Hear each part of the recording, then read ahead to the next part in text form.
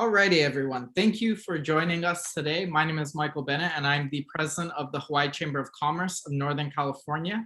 Thank you so much. We're really excited to have you for this. I guess this will be our second Talk Story event. We did a great one with Rodney Fong of the SF Chamber of Commerce last year, and we are really, really excited to have Nicole Lim, director of Movers Shakas, a new program which is aiming to attract purpose-driven workers, especially returning Kama'aina, to come to Hawaii and actively contribute to the community.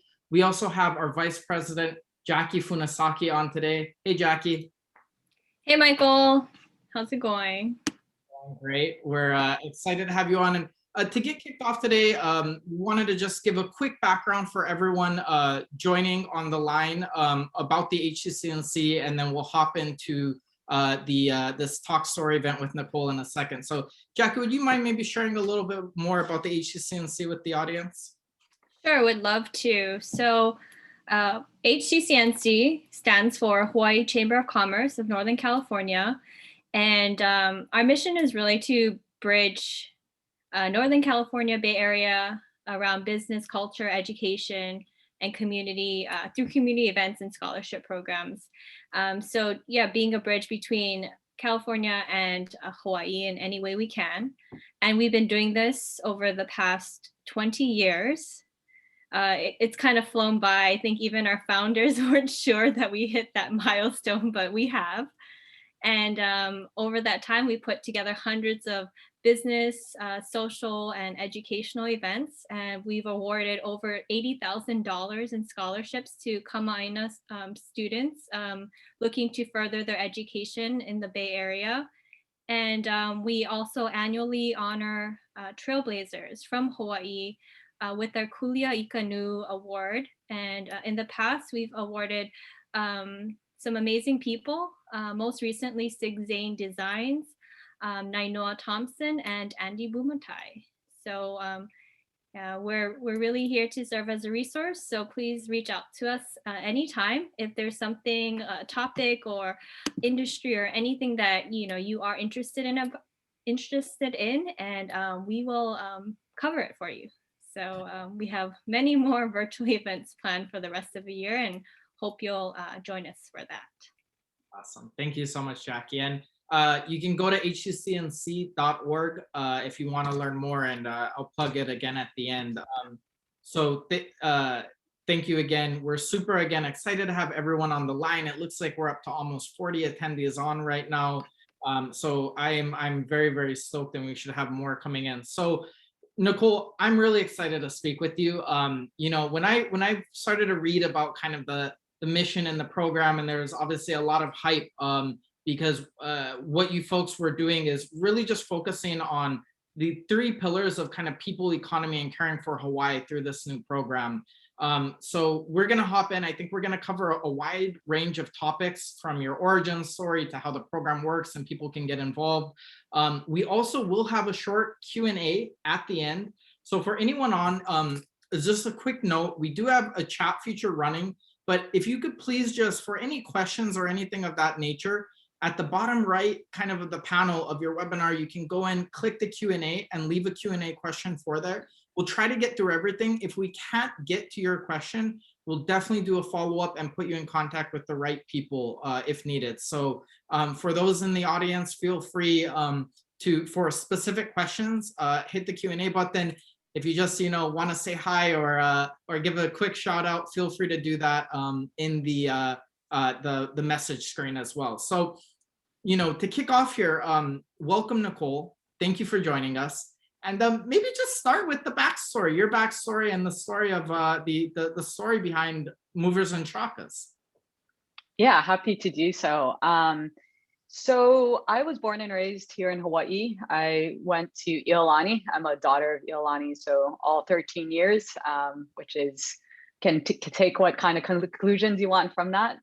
And like a lot of people probably on this call, headed to the mainland to study at college and beyond and build a career there. So I studied psychology at Yale and eventually got my MBA at Wharton at University of Pennsylvania. And between then, I was doing management consulting in Los Angeles and Sydney, Australia. And then after business school, I headed to the Bay Area, actually, for about 10 years off and on. I worked at eBay. So I did that horrendous commute from San Francisco down to Campbell, which is basically San Jose, for about 3 years, and did M&A and investments there, strategy and cross-border trade. And I was living in the Castro and kind of living that life, that Bay Area life, and just like incredibly unhappy, and I wasn't really sure why. So I was in a relationship at the time, and when that ended, it kind of like was the catastrophic end to this plan I thought I was on. And it was like, eat, pray, love meets wild. So I was like, okay, the plan's not working. I'm moving to the no plan plan. So I quit my job and went traveling and decided to do things that scared me. So that lasted about 5 years, up until the pandemic. So, I was doing things like, 10-day silent meditation, which I guess isn't that unusual for Bay Area people. I walked the 500-mile Camino de Santiago in Spain because I just read Wild, but I was like, ooh, the Pacific Crest Trail is a little too hardcore for me. I'll take, red wine and hostels. I became a yoga teacher. I became a life coach and executive leadership coach. And I got back into diving, really into shark diving still. And of course, got into Burning Man and run a Burning Man camp when it might come back in some form. It was a, interesting adventure. And, during that time, I was doing remote work as well before it became possible to kind of keep your career and do remote work. So I did random things like writing GMAT test prep questions for a test prep company. I was doing graduate school application consulting and, coaching virtually as well. I chatted with people online learning English around the world. So a lot of these, innovative, smaller startup companies were already exploring different types of distributed workforce models. So it was interesting just to kind of be able to do that. And I ended up traveling for most of the last 5 years. Sometimes as a digital nomad, like I said, doing some remote work, and sometimes just as an analog hippie nomad. And so I teach yoga, had been teaching yoga once a year at this whitewater rafting camp in northern Patagonia. And when I came back on the grid, my mom volunteered me to come back home to Hawaii. So when your mom tells you to do something in the middle of a global pandemic, you're kind of like, yep, I'm on my way home. So I've been home almost just over like a couple of days over a year, which is pretty crazy that I haven't been on a plane in that long, though I was like flying every week or two when I was nomadic. And it's been really great to be home. It's a very different experience, being an adult and a professional back in Hawaii.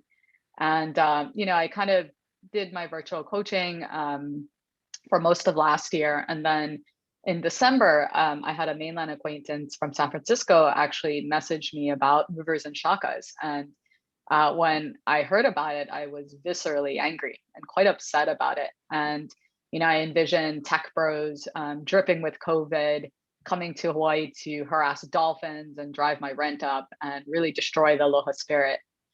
And it was a very strong, physical, visceral reaction. And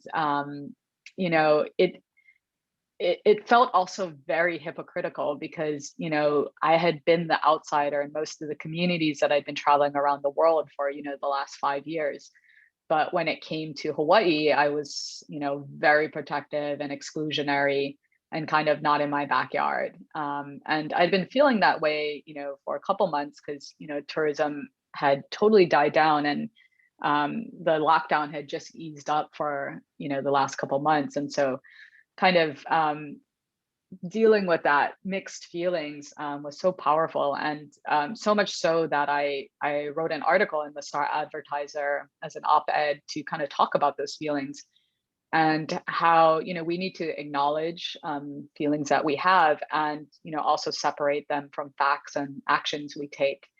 So asking myself, how do we bridge the gap between, newcomers and quote unquote outsiders and people in a community, and how do we welcome people and share our knowledge and culture and learn from others and embrace change, all while holding everyone accountable to the community. And a lot of you on this might be familiar with Burning Man. There's oftentimes a lot of kind of controversy or resistance against having so many new people or virgins join every year. And I think it's easy to feel that resistance and harder to kind of sit in that discomfort and try to be a part of the way we bring people in, right? And I think that this is very similar to that. And so in an ironic plot twist, a few of the founding members of Movers and Shakas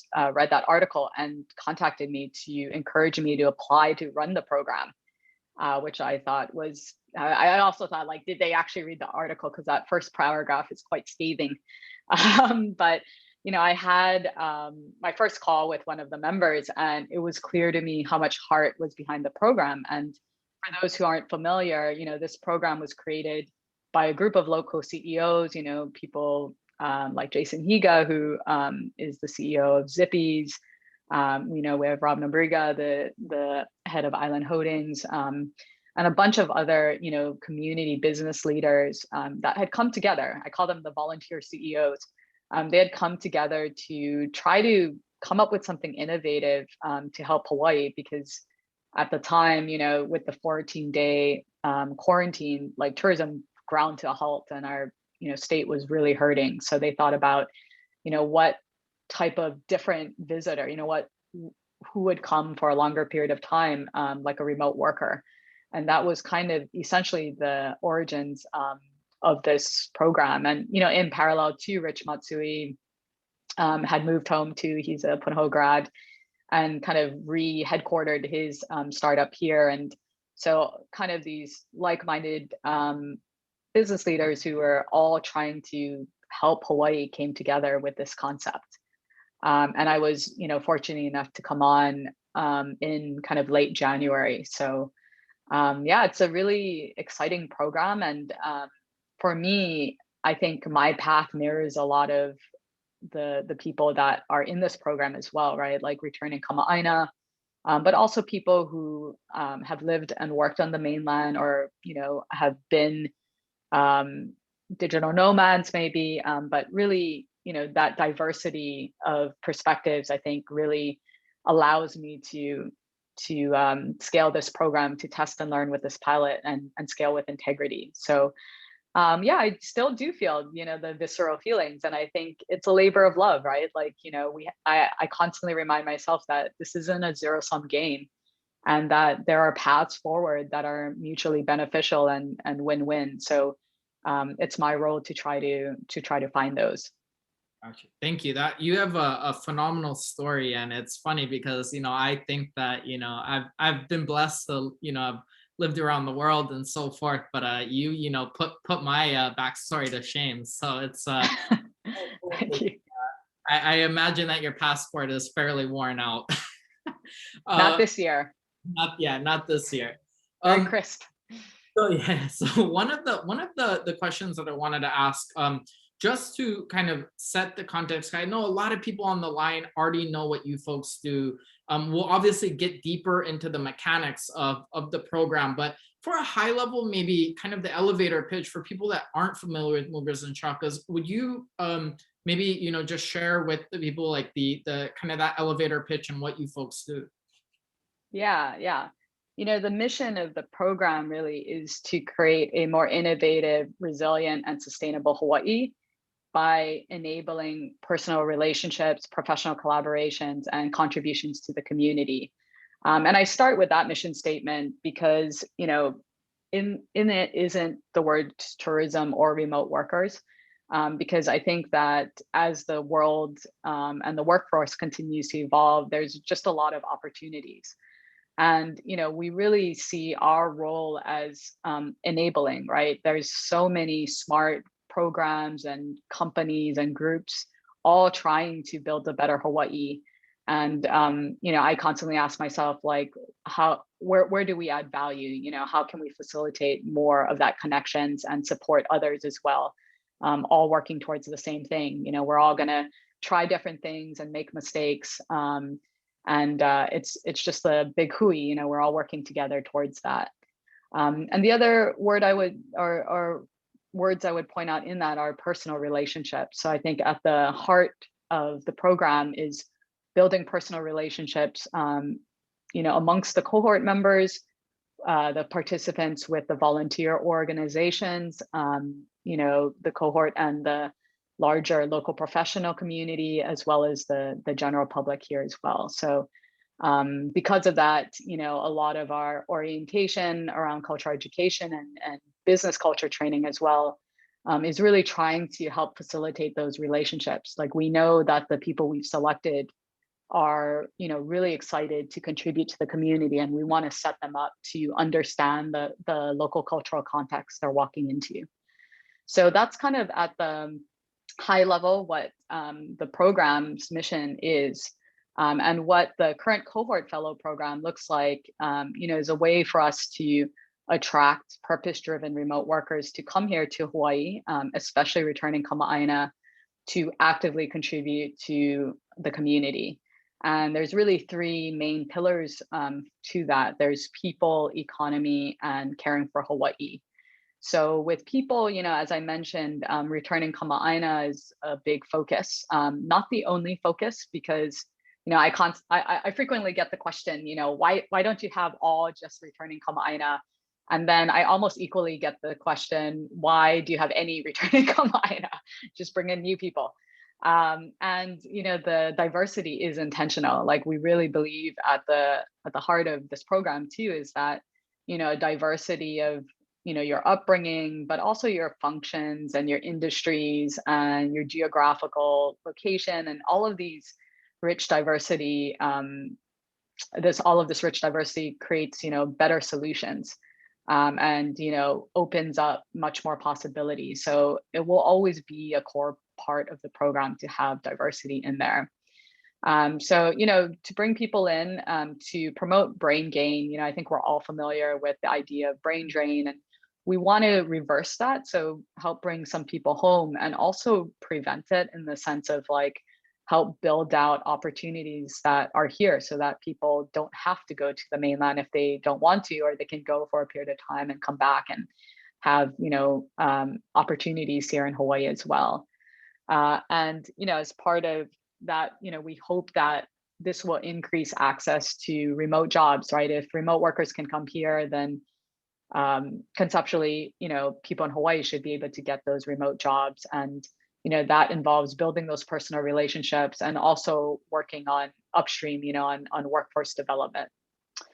And then the second pillar is around economy. And certainly the first pillar has a lot of impact on the tech and innovation sectors and helping to build out the nucleus there. And the second one is kind of focused on looking at a different type of visitor, seeing if we can attract a socially responsible visitor, maybe longer term, who has a lower footprint, that really shares and respects Hawaii's values.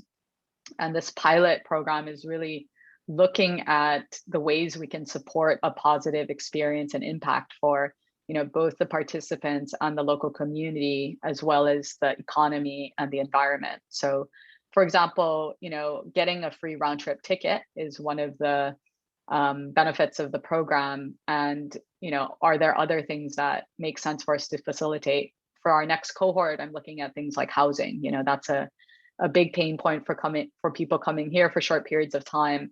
And it is a long-standing pain point for the local community here as well, right? So trying to come up with innovative ways to look at underutilized capacity. In this first cohort, we partnered with a few hotel brands to offer longer stays discounts. So really trying to help with underutilized capacity. And then the third pillar is, caring for Hawaii, really trying to create that sense of shared stewardship for Hawaii's natural and cultural resources, and richness. And, the hope is that we kind of build this global network of Hawaii ambassadors, right? People who share Hawaii's values and are thinking about their global family. And so, a lot of the programs dedicated to that as well, including the volunteer projects, which I think are, one of the main reasons that, 90,000 people, nearly 90,000 people applied for 50 spots. So let me pause there before I get into the mechanics of the program. It's a little bit longer winded, but thank you. That's fine. And I mean, I think, it's pretty incredible that there was that much demand for the program. And 90,000 is a huge, huge number. I think it, goes to show that the idea that you folks started with is super strong. One or two of the things that I wanted to dig into there a little bit, and obviously I think we'll hop into certain parts of the program, but what really caught my eye, I mean, I've been, myself, my friends, we've been talking about this for, a decade now, essentially longer than that is, we always, I like yourself, was in Hawaii, Jackie as well, born and raised in Hawaii, go to the mainland for the opportunities and the job opportunities. And we finally, I think a lot of times, and even with where I'm at in my life, I'm like, man, I would really like, a way to get back home, right? I think this goes through almost everyone's mind at some point. And, I think that ties into kind of the vision of providing that way, or providing a channel for Kama'aina to come back home. You had also mentioned that there's this kind of diversity across the roles and the people and the professions that are coming back. Would you maybe talk more about that? Because I think a lot of people are concerned, when they think about going back home, is that, well, is there going to be a job in tech? Is there going to be a job in finance for me? Can you maybe tie the two back? I mean, it seems like now is better than ever of a time to start looking and considering going back, in big part to the work that you do. And I think that the program is trying to put to the forefront. It is possible.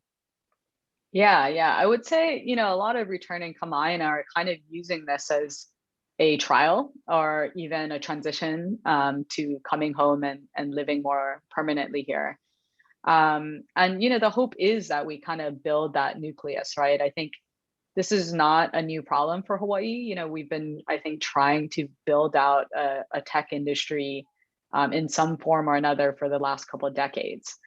And I certainly don't have the answer or silver bullet, but I think, this is one approach to it, which is, really trying to bring people here to work and ideally stay.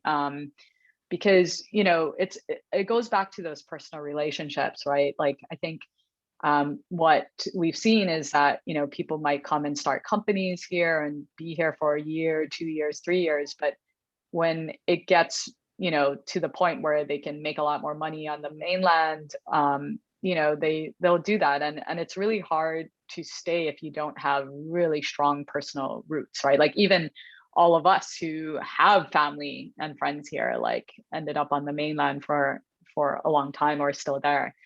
So I think it's about those personal relationships for sure. And the reason why I think there's a lot more possibility now is that it looks like, some form of remote work or hybrid work or some sort of distributed workforce is going to be here to stay for at least a while, right? And maybe permanently. And I think that opens up a lot of possibility where it's not just about, is Google going to come and build a dev center here? But, it's not all or nothing. Like, having teams relocate here, or companies build hubs here, or, having smaller companies headquarter here, I think are all now in the realm of possibility. And where people were limited in their job pool of, things that were locally available, now it's kind of like global opportunity, right? So hopefully that helps people in Hawaii get those opportunities, but certainly people coming back home, with their job, have their current job. And ideally over time, what ends up happening is a nucleus gets built here, and hopefully more jobs based here also grow. And, that's how you slowly create that. It's not even slowly. I think, we kind of need to hit the tipping point to see more of a community. But again, there's a lot less pressure now that everyone has to be co-located here to actually get an industry going. So that's what I'm excited about, that possibility. And it really is like you can kind of look at what happened in Miami, right, during the quarantine. A few, very powerful and connected entrepreneurs kind of set up shop, and everyone kind of gravitated there. And I'm certainly not advocating for that very quick relocation approach, but it is possible to build industry, a community in another place. I think, the important thing for Hawaii is to do it responsibly, right, and with integrity. And that's why our program, is doing that on a small scale, trying to test and learn how we can do this responsibly. No, that's the Miami example is great. And for those of you who don't know, you can look up on Twitter, Mayor Francis Suarez of Miami, and there's a Founders Fund and a bunch of other entrepreneurs and venture capitalists and so forth kind of planted a flag. And I'm excited because I think the work that you folks are doing is similar in the sense, except for that we're all from, many of us are from here or have super strong ties to the local community from family and so forth. And so it's like a coming home almost, and it's really, really cool. So let's maybe can you hop into the mechanics of the program, walk us through, I mean, maybe even just this first cohort, because there's so much demand, obviously. How does the program work? And, if for someone maybe thinking, in the audience from the San Francisco Bay Area that, wants to kind of learn more about it and maybe apply for the next cohort, like how do you go about that process? Yeah, lots of questions there. I'll talk a little bit about the program and then kind of my thoughts for the next cohort, which there will be one. So I came in and it was already in full swing. So for better for worse, I wasn't part of the selection process, but I am now familiar with it, and that is a hard task. So we're coming up with all sorts of improvements. It's really fun. It's kind of like being in a startup, because it's like a new program and there's so many things to learn from it. So the cohorts here, most of them are here now, and there's a few key components of the program, and I'll kind of talk about it chronologically. So before they arrived, we did orientation. So about an hour and a half with the Native Hawaiian Hospitality Association to learn about Hawaiian culture and even, word pronunciation, which I am dreadful at, like I found out. So it's like, great for people who had never been here, but also people who have lived here, right? And so the cultural education is really important because, as I mentioned, this is about personal relationships, and we all know how small of a community Hawaii is. So it's really important to build those personal relationships. And, just to share a small anecdote of myself, like I, went to school on the East Coast, and when I went to college, I remember my best friend at the time, he was like, "Oh, do you want to go to the movies?" And I was like, "Yes, but wouldn't you rather?" And he was just like, "Why don't you just say no when you don't want to do something?" And I was like, "Oh, I was like, I thought I just said no, basically." But people would take me at face value, and I would, oftentimes felt like I was getting taken advantage of. And so I learned how to be more direct and assertive. And then I would, come home in the summer or something and would be more assertive, and people would be like, whoa, and I felt like a bull in a china shop. So from my own experience of just, navigating the communication styles, like, I wanted to make sure that people were set up to basically not mainland-splained everything, and just, be prepared to be the best version of themselves in the local context. So cultural education was a big part. We also did a few hours of business culture training. So, understanding that Hawaii is a mix of Asian and Polynesian and Western culture. So the leadership and business styles are kind of a combination of those circular and linear styles. So Glenn Furuya gave a really great seminar on that. Also had Professor John Okamura from UH Manoa, a professor in ethnic studies, come and talk about, local identity, which really resonated with me about like, what does it mean to be a local? It's not just wearing rubber slippers or talking pidgin or eating shave ice. And that has really sat with me, and I continue to sit with that. And really that it's, to me, a mindset, it's about values, it's about, showing and demonstrating, aloha and respect to others. And it's not bound by time, like how much time did you spend in Hawaii, or even location, right? Because I think a lot of us on the mainland still probably feel really connected to Hawaii, even though we're not there. So that's made me think a lot about what type of community we're trying to build through Movers and Shakas. And then he also spoke about, ethnic inequalities that we see and overdependence on tourism. So really trying to give people that context, that they're the community that they're coming in to work with. We also went to Bishop Museum, and we've got other activities planned. So we're doing a restoration project of native flora on the Mokuleia side of Kaina Point this weekend. Going to do a beach cleanup at Kahana Bay and learn about fish ponds out there. And then hopefully we will have a Lo'i Day in Heia. There's been a lot of rain, so actually our original day got rained out. So we're hoping to do that. And so, through the mix of the webinars we've had and small group discussions and the activities, they're getting a deeper sense of Hawaii and Hawaii culture. And then, of course, the big focus of the program and for me, a lot of time that I spent when I first joined was in the nonprofit or the volunteer projects for local nonprofits and startups.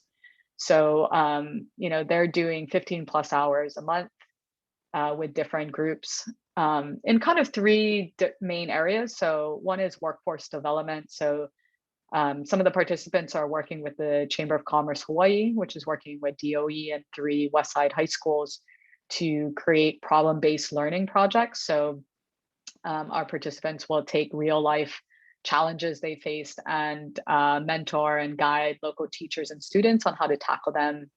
We've got some participants working with Girl Scouts of Hawaii to create and deliver virtual STEM badging programs on STEM careers. So virtual badging programs for that. And we're also working with Work Now Hawaii, which is a program that helps find jobs for people with disabilities. So kind of different ways we can work upstream as well. Then the second main area is mentoring local startups and small businesses. So we're working with Mana Up, for example, on different types of projects like technology and marketing and fundraising.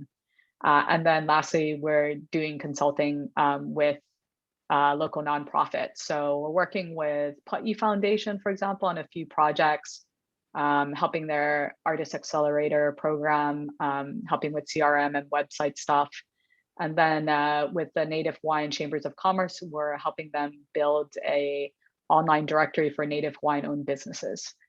So yeah, runs the gamut. It's super exciting. And to me, this is where we really create like ripple effects for the community and for the economy. And it's really exciting to see. I just visited also one of our partners, the Pantry by Feeding Hawaii Together yesterday, and it's a innovative food bank program that allows you to kind of shop for what you want and then pick it up.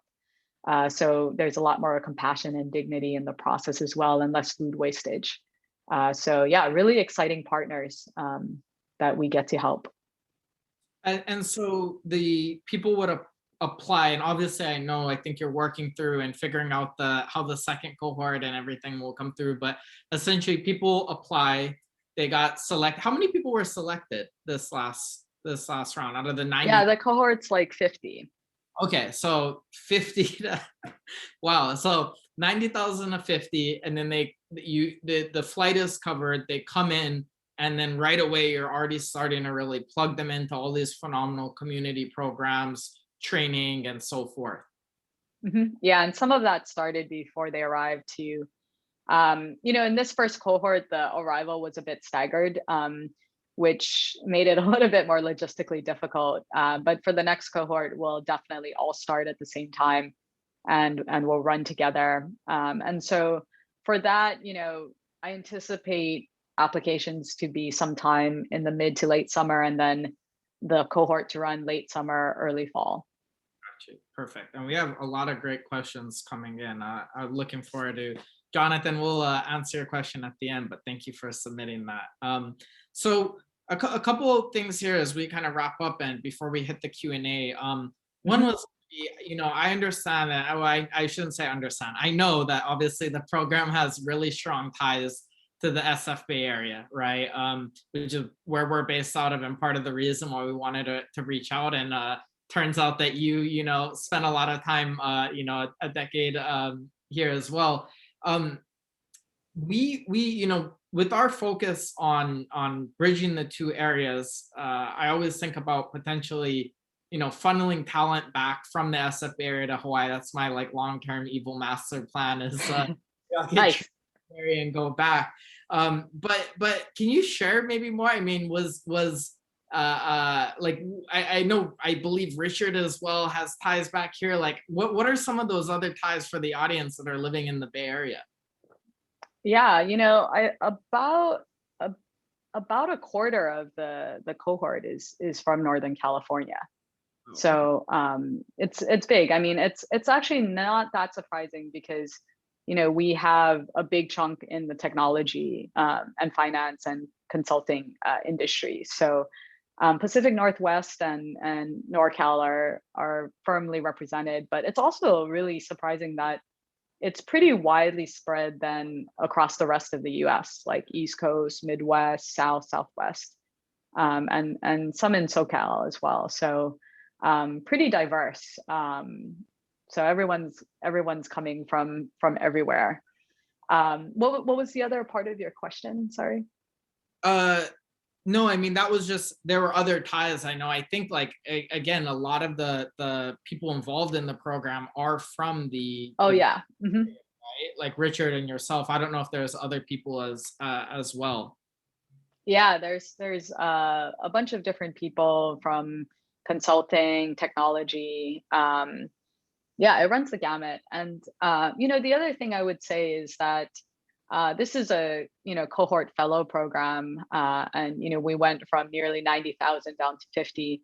But I'm also thinking about how to serve a much larger number of people. So what we call the Greater Shakas network. So I wish we could take everyone, right? Like there is a lot of amazing people, and trying to think about some sort of online program that we can do that reflects the high touch components of the cohort program, and still kind of facilitates that same positive impact and experience on participants and the community. So that's something I'm building in parallel as well, that I'm hoping to do. So there's a lot of opportunity. Sometimes people are a little bit daunted by those numbers, and it certainly is daunting. It was harder to get into this than pretty much anything else I've ever tried to get into. So I'm not sure I would have gotten in if I had applied either. But I think we want to, we really want to help facilitate that interest, because what that says to me is that there were that many people who wanted to come and engage authentically, whether they're returning Kama'aina or not, but to come and contribute to the community and have a more authentic local experience. So I want to help facilitate that, even if we can't do it as part of the cohort fellow program. Yeah, well, I mean, you have a good list to start with. A good group of people. The next kind of question that I wanted to ask, and this ties into I think one of the questions that we got in, although we'll read that out as well later, is just, you're doing so much great work. You just mentioned, the Greater Shakas program. Uh, how should people be thinking that maybe aren't part of the program, aren't part of the cohort, how, they could help and tie in? Will that be through the Greater Shakas network? Or, are you looking for example, additional community partners or nonprofits that people could even, that could become part of your program and that you could direct, people to? How do we help, I guess, is the question. Yeah. Yeah, certainly, become a part of the program, or, the Greater Shakas experience, however that evolves. But I think, as well as kind of like potential community partners, that's always good for us to know. And, we're connected with a lot of the different volunteer networks too. So again, always never trying to recreate the wheel. I'm always thinking about how do we facilitate, each other and support each other. Another way, which I'm not really sure yet how to capture, is, that access to the remote jobs, right? Like, you folks all probably, I'm guessing, work for big companies, that are becoming more and more remote. And so how do we, how do you help your family and friends and community back in Hawaii? How do we capture those opportunities, and make sure that people in Hawaii are aware of them, as well as, working upstream. So I'm thinking about, how do we capture those pieces as well? Like, whether you come home as a remote worker or not, but, but want to be part of the greater community, right? Of helping Hawaii become more resilient. So yeah, actually, that's an open question. There's a lot of smart, innovative people on this call, and always thinking about, not necessarily from a tech platform perspective, but, how do we capture that thing that happens naturally, right? Which is the word of mouth, right? The personal relationships. And a lot of that is happening in Hawaii Slack channel right now.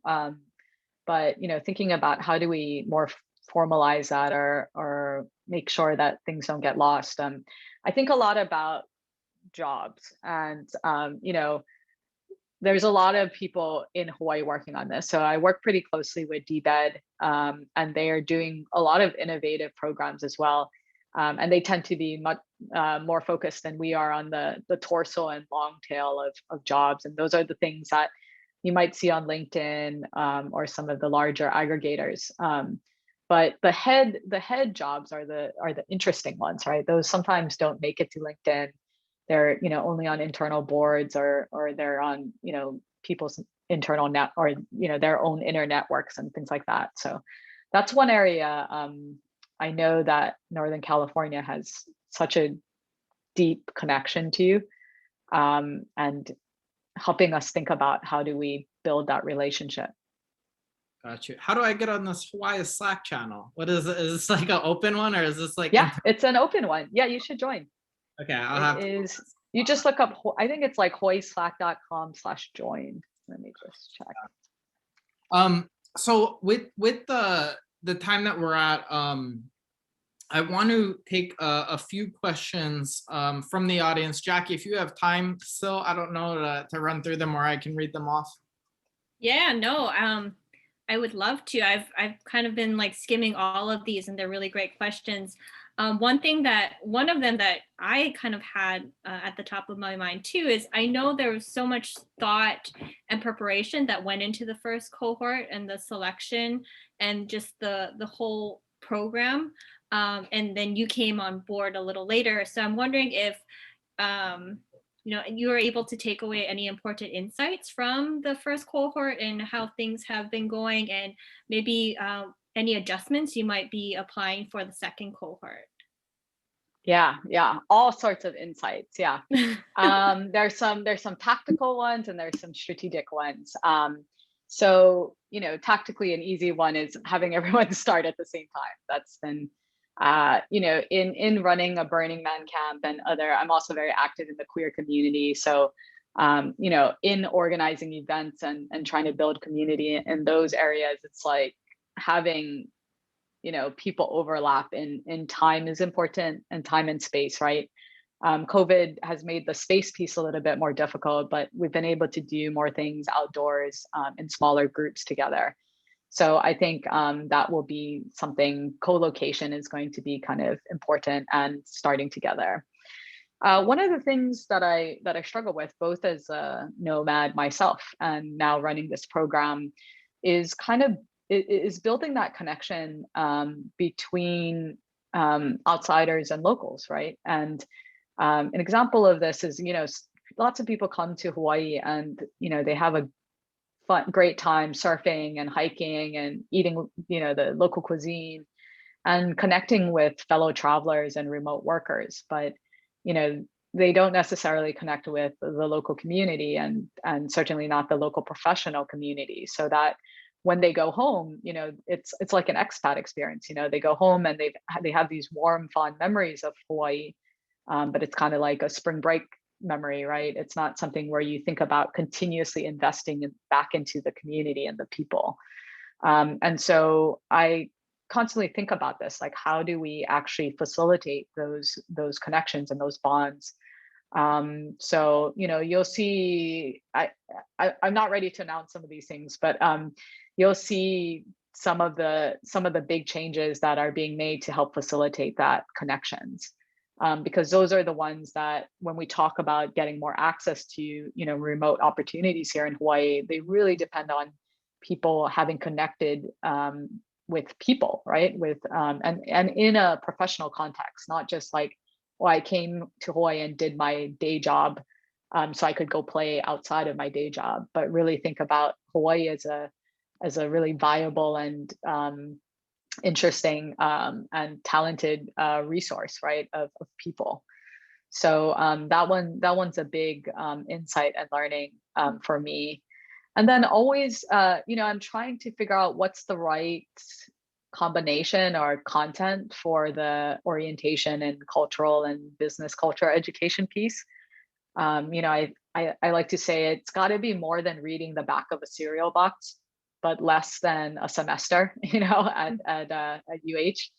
And so trying to figure out what that right combination is. And I think moving towards also worrying less about the exact right content, but making sure that of diversity of local perspectives are being represented as well. So trying to figure that piece out. And it's so important. And I think a lot of what we do is trying to incorporate community, like different community leaders input as well. I mean, our board is very diverse across business and community leaders, across the Native Hawaiian community and other big sectors in our state. So it's important that we're listening and that we're trying to incorporate that diversity of perspective as well. Yeah, no, so ironically, I'm going to be I'm working on another Movers and Shakas webinar, and Rob Nobriga, he'll be on the panel, as well as Richard Matsui. And I know that Rob is one of the trustees for Kamehameha Estates. So, just trying to, along with just the response from the locals, it's been good and bad. So I think having that diversity in your planning committee and founding members is so important to spread the word to the community. But the other funny story is that Rob was saying how I think Richard Matsui's wife was just hired through that connection at Kamehameha Estates. So it's funny how that's just how it goes in Hawaii, that, the personal connection and introductions that kind of land you jobs or anything. So I thought that was 100%, funny, right? 100%. It's already working. It's true in the Bay Area too, but it's like to the next level in Hawaii, because it's also like someone's auntie or nephew or cousin. So so it's just that much more important to really like treat everyone with respect and aloha, and I think that's certainly true anywhere else, but definitely very true in Hawaii. Mm-hmm, for sure. So also there were some questions about, are there, most of the cohort, they're all on Oahu now. Are there plans to potentially spread them out to different islands, and also kind of beyond that, have other locales reached out to learn more about this model to maybe apply to where they live? Yeah, that's a great question. Thinking about the neighbor islands is, on top of my mind as well. Just as Hawaii doesn't like to consider the mainland centric, right? Like we also don't want to be just Oahu centric as well. Kind of though, as I mentioned, having co-location be important. It's hard to spread people out and build a cohort feeling. But thinking about how we can work with neighbor islands as well, whether it's partnering with them for the volunteer projects or this exciting new twist. I have a lot of twists coming out in cohort 2. I don't want to leak them yet. So I am definitely thinking about neighbor islands and how we incorporate, and not just incorporate, but like they're a part of how I think about the long-term strategy as well. And then certainly a lot of places are doing similar things. And one of the things I'm most excited about for Movers and Shakas is really to be a trailblazer in this area, right?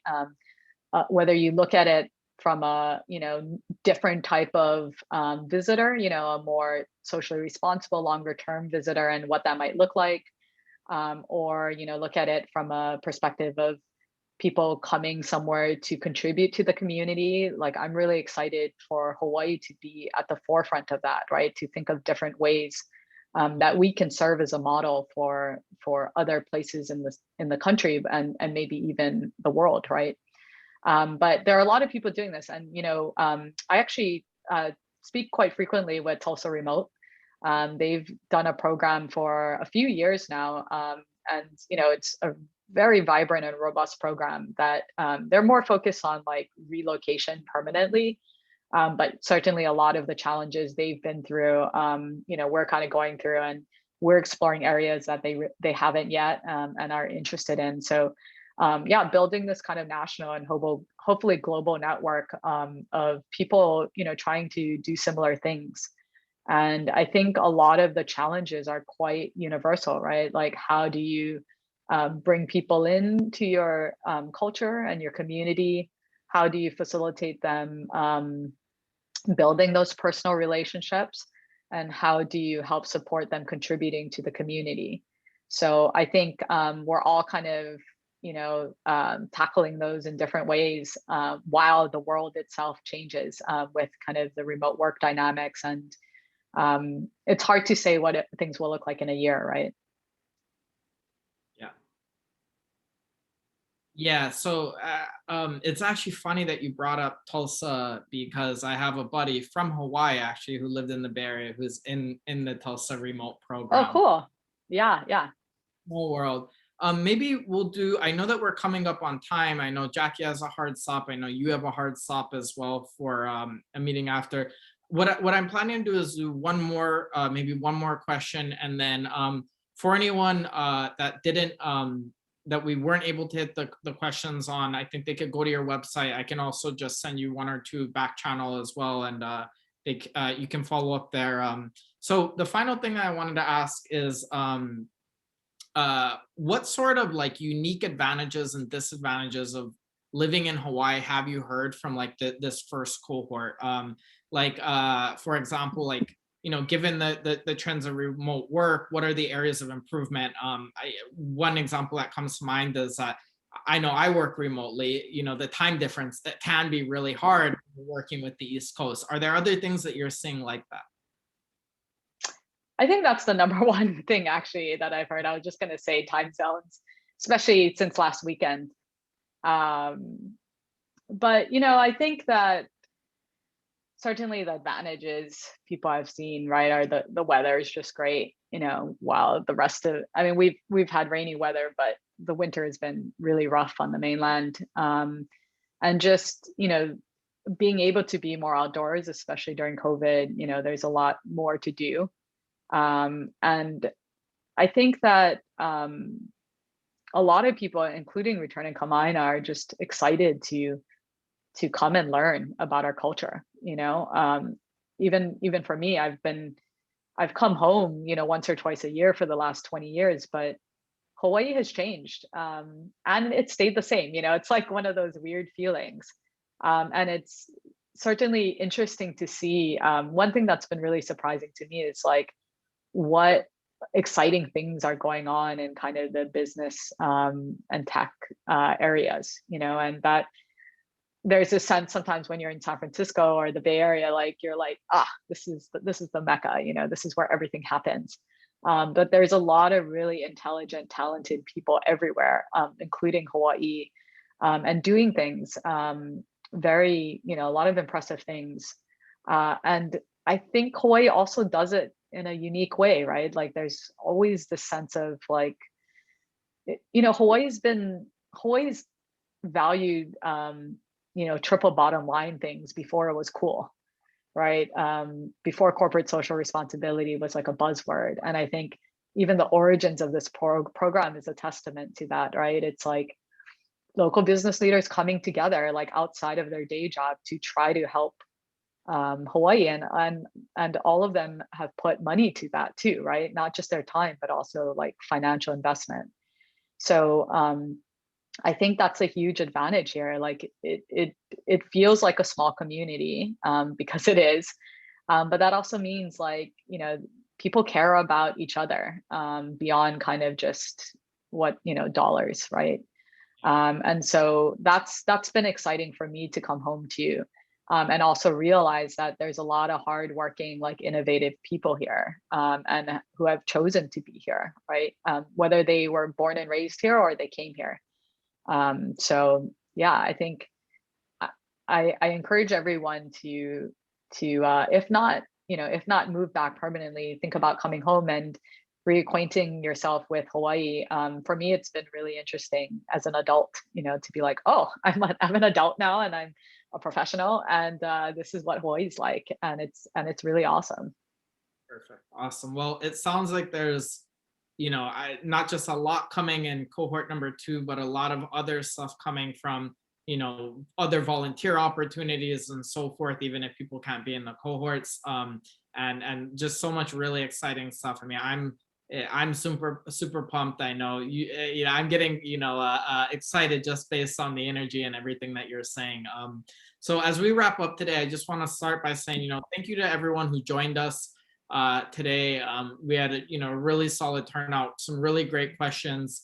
If you felt that we didn't answer the specific question, I think we got through almost all of them.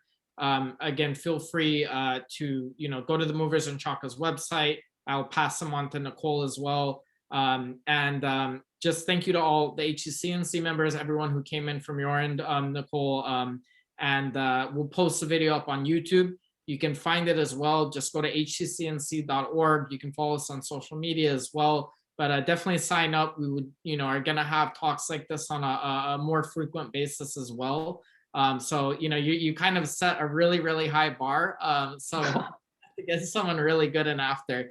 And thank you, Jackie, as well. And Nicole, thank you so much. Again, I'm super grateful for all the work that you are doing and leading the program, for Richard and everyone who kind of got it set up. And I mean, they were very smart to pick you up. So I think great call there on their end to bring you in. And where should people go to stay in touch with you folks in the future?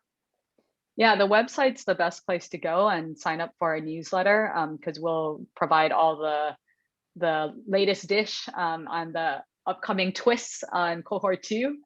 Little teasers here today. And on all the socials that you can think of, we're on it.